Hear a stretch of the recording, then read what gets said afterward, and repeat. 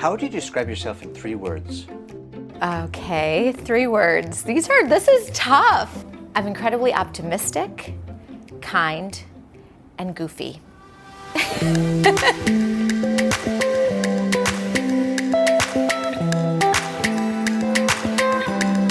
Hey everyone, thanks for watching. I'm excited for you to see this brand new episode. I want to say thanks to our partners at AKA for giving us such a great place to stay. When we're in town, sometimes we're filming stories for about a week. And I don't love renting a stranger's house. So it's nice to have a full kitchen, a place to spread out and have our pre-production meetings, and have all the luxuries of a hotel, but still have the comforts of home. So you guys got to check them out. Anyway, now let's get into our story.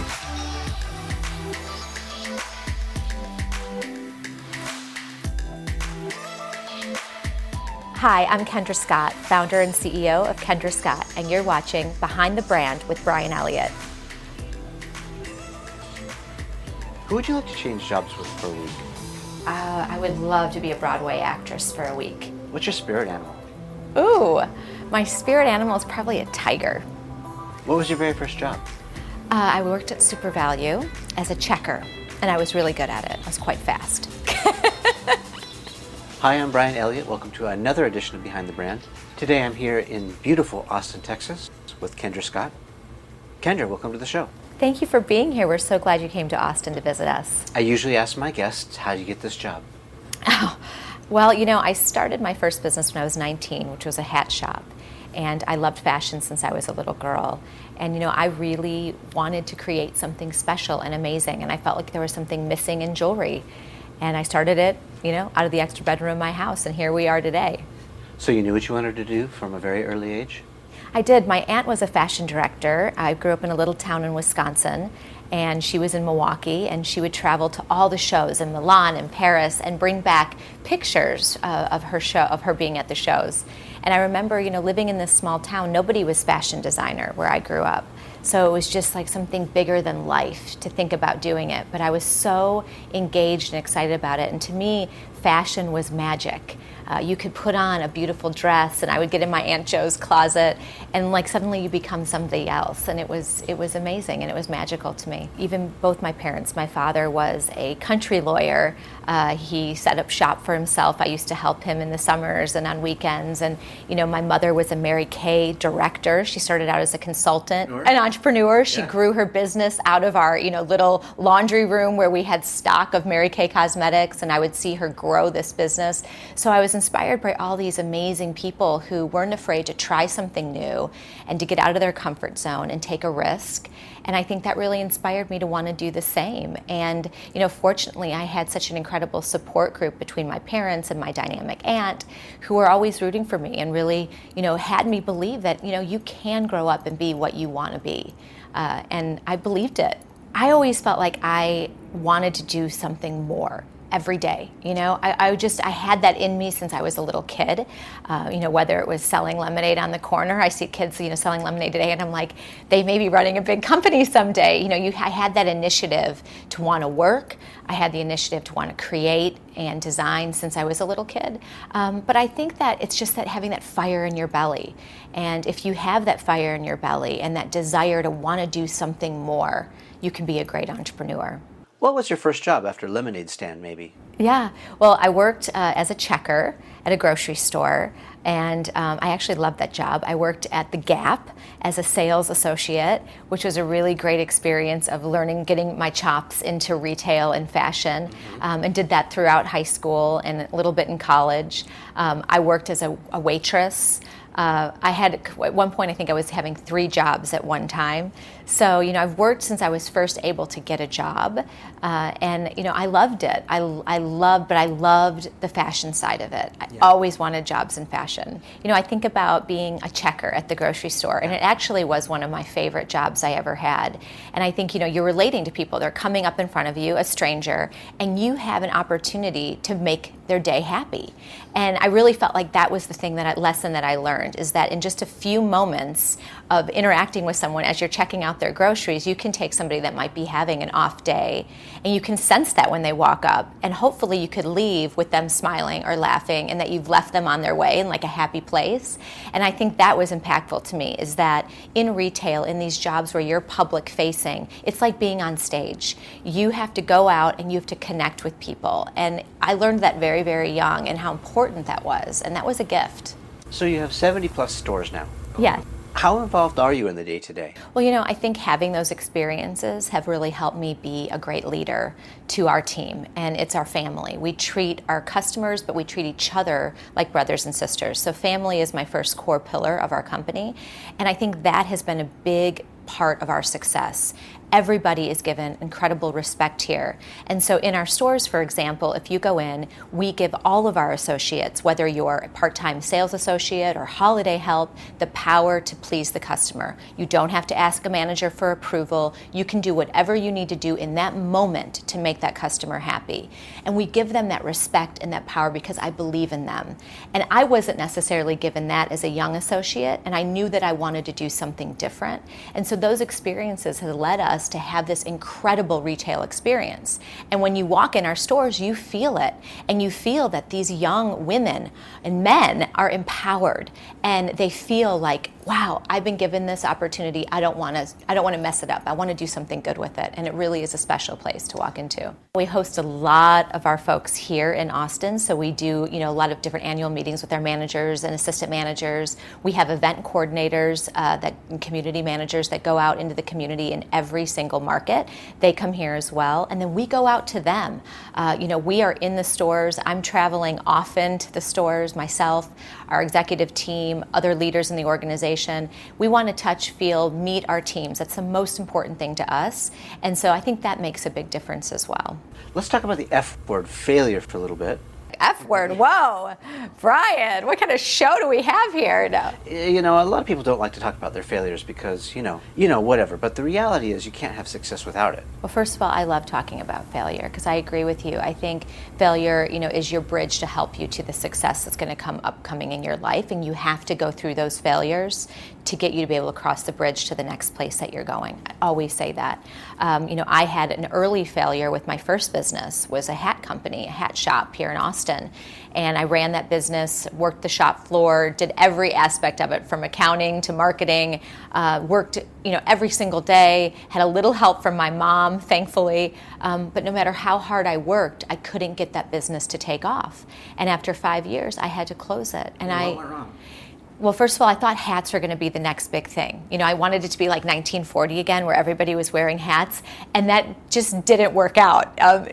People are wearing them a little bit more now, but still, it just wasn't right. And I think that I was so focused on that I wasn't able to see what really was working. And I was making jewelry then, bringing it into my hat shop, and the jewelry would sell out the day I put it in the case.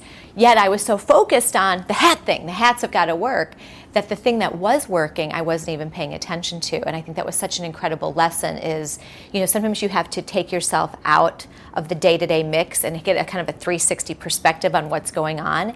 And when you do that, you can really get a better idea of where your success might lie, and that it's okay sometimes to change your course. And closing that shop, it was beyond a failure. I had lost all of my savings. I felt like I had let my family down. I had to go out and just get a job. The entrepreneur in me felt like, here we go. I've got to pay the bills. And even though, again, that wasn't what I had set out to do, the lessons I learned getting that job and the opportunities that I had there, all of those things, that experience, the hat shop, led me to be able to build Kendra Scott and have the success that we're having today. I had to do those things to get here. Talk about some of the lessons along the way you've learned in order to get it right. Well, clearly hats were not in demand. We learned that lesson. Yeah. But for jewelry, again, I think what I identified with the hat business is understanding where there's white space, where there's opportunity. And most of the time when you want something that you can't find, there are other people out there that probably feel the same way. And for me, I loved semi-precious stone jewelry. I loved colored gemstones. I loved handcrafted jewelry, but I could not afford it. I was 19 years old when I started the hat shop, and I was 27 28 when I started Kendra Scott. I always say, I've got an MBA in the School of Hard Knocks. That was my education. I had dropped out of college to start my hat company. I was really determined that I wanted this to work, and finally, I think it's hard especially when you have that, you just realize I can't make this work anymore. And to come to that realization, sometimes it's okay to pull the plug on something.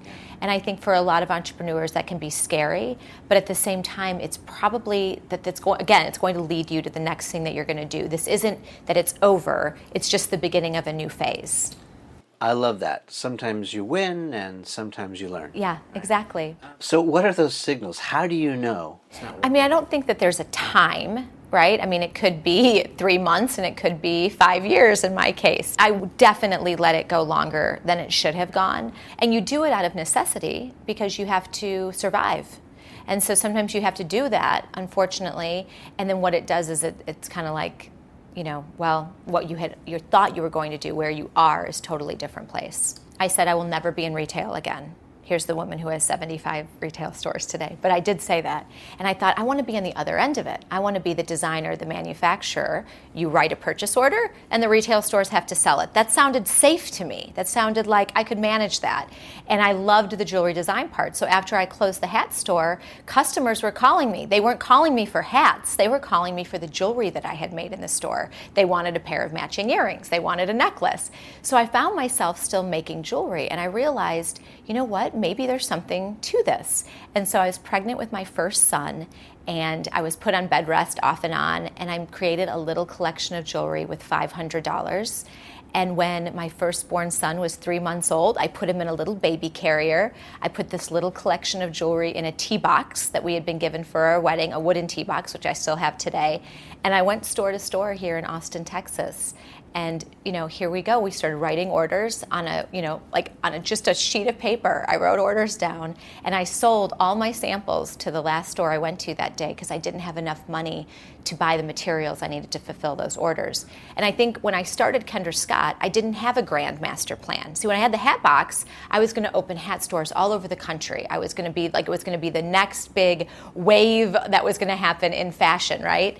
With Kendra Scott, it was more like, you know what? I want to design some beautiful jewelry, and I want to be a mom. I want to be there for this little baby. So maybe I can create something that'll allow me to have the flexibility to be a great present mother, but still do something that I love, which was fashion and design. I didn't have any big grand plans. I didn't have a huge, big business plan. I didn't have that we would be sitting here and we would be talking today. None of those things were out until I started seeing the momentum and the excitement around the jewelry pick up, that I thought, maybe I have something. Maybe there is something to this. Did you get any flack or pushback? Last time this didn't go so well. I think when I started the jewelry brand, I did it so subtly. Okay, so again, I didn't go out in the world and say, hey guys, I'm doing this again, I'm gonna try again, because I was afraid of failure. And I just wanted to do something. And at that moment, I didn't really care what people thought. I just wanted to be with this new little baby of mine, and I wanted to do what I loved. I missed fashion and design. And so I made this little collection, and then it started to get momentum. I sold it into the stores, and within a few days, they had sold out. And they were calling me wanting to reorder. And I'm like, okay. And then another store would hear about this store selling me, and then they would call me and say, we'd love to see your line. Well, I had to produce a line because I didn't have a line. So I started to produce a line, and I was selling to more and more stores in Austin. And the same thing, a Dallas rep called me who had a showroom, and she said, who are you? And I said, I'm Kendra Scott. She goes, well, what is your product? What are you selling? And I said, I'm sorry. She was very, kind of aggressive. And she said, none of my Austin stores are buying my brands. They said they're buying from this local jewelry designer, Kendra Scott. I want to see your stuff. So I went to Dallas, and I took my little collection. I actually upgraded from a tea box to an official jewelry carrier. And she carried my line. She saw the line, she loved it, and she wanted to carry it. And I went to every single market, and there was no other designers that were in her showroom selling. One handbag designer, but no other jewelry designers. They didn't go. And she's like, well, why? You don't have to come. I'll sell it. And I said, no one will sell it better than me. And sure enough, we were writing orders like crazy, and it just started to take off. And I think that's when I had a little fuel in the gas tank. I felt like, okay, we're onto something. and I could put it a little bit more out there and a little bit more. But we flew under the radar, Brian, for a long, long time. I've been at this for 16 years. I just was awarded Breakthrough Designer of the Year by Accessories Council last year. What would your advice be now to someone who's trying to start something like you did? You know, I think it was what I did love about my approach in the beginning, and it wasn't planned, is I didn't go out and try to get investment capital because I didn't know that I had an idea that was working yet. I had to kind of get a proven concept. So what that allowed me to do is have the time to kind of prove the concept and to get some successes under my belt. And then, you know, I kept waiting, like, now I wanted investment capital. It was really risky to run a business on lines of credit and bank loans and credit card debt. And I kept asking people, well, you know, how do you get investment capital? Well, you know, you need to find an angel. And I'd be like, oh, that sounds great. Where are these angels? Like, how do I find these angels? And, you know, they weren't just popping up. And you asked me earlier, the best piece of business advice, one of my dear friends said to me, Kendra, you just focus on building your business and building a great business. And if you build it, they will come. And boy, did they come. We were getting calls from investors, you know, like crazy, once we started proving that we could really do something great. And it took time to do that. It did not happen overnight. So what is the Kendra Scott brand? What does it stand for? I'm a mom first. Before I'm a CEO, before I'm a designer, I'm a mom. And so I really wanted to build a business that really had a foundation of family. I wanted to create a company that supported families, that supported other moms, that you could have a great career and you could still be there for your family. And so that was a core foundation of this brand. Because I believe that in life, if you're a happy individual, you will have great success no matter what you do. And I think, you know, we are creating an environment that gives you a full and happy life. Not just a happy work life, but a full and happy life. And so when you're happy, you come to work happy, and you put happiness into your products, and you are joyful, and we're creating these joyful moments in our stores for our customers as well. And it all translates into this brand that is yellow, that is sunshine, that is joy. Our products are beautiful because we have beautiful, happy people creating and designing them. Our stores are joyful because we have beautiful, happy people that are working in those stores that love our customers and love what they're doing every day and still have the opportunity to go home to their families and have that balance.